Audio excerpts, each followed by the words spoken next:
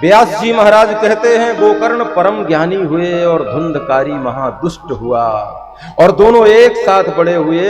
एक दिन आत्मदेव महाराज बड़े उदास हो गए, क्योंकि ऐसी संतान हो जाए जो दुष्ट प्रवृत्ति की हो, जो माता पिता का यश कलंकित करे, जो माता पिता की कीर्ति को, माता पिता के धर्म को, माता पिता के प्रताप को लज्जित करे। ऐसी परिस्थिति यदि संतान के द्वारा होती है तो ये निश्चित मान के चलिए वह संतान माता पिता के लिए पुत्र होने के बाद भी कल्याणकारी नहीं।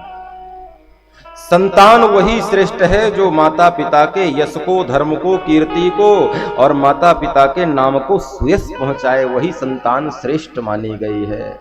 ऐसा बेटा हो जाए जो कपूत निकल जाए। हमारे यहां तो कहावत बताई गई ना, पूत कपूत तो का धन संचय और पूत सपूत तो का धन संचय। यदि बेटा कुपात्र निकल जाए, कुपूत निकल जाए तो फिर धन संग्रह करने की कोई आवश्यकता नहीं है, और बेटा सुपात्र निकल जाए तो धन संग्रह करने की जरूरत ही नहीं है।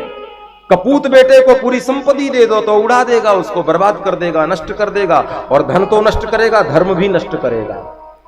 और यदि सुपात्र बेटा मिल गया तो धन संग्रह करने की चिंता छोड़ देना, क्योंकि बेटे को संस्कारों की पूंजी तुमने दी है तो वो धन तो संग्रह स्वयं भी कर लेगा, तुम्हारे नाम और कीर्ति, तुम्हारे यश को भी साथ में समृद्ध कर देगा। प्यारे, तो पूत कपूत तो का धन संचय। ऐसे समाज में बहुत सारे पुत्र मिलेंगे जो माता पिता के नाम को, यश के, कीर्ति को बढ़ाते हैं आगे, और ऐसे कई बेटे भी मिलेंगे जो परिवार के बने बनाए, कुल के बने बनाए संस्कारों को, धर्म को भी नष्ट भ्रष्ट कर देते हैं।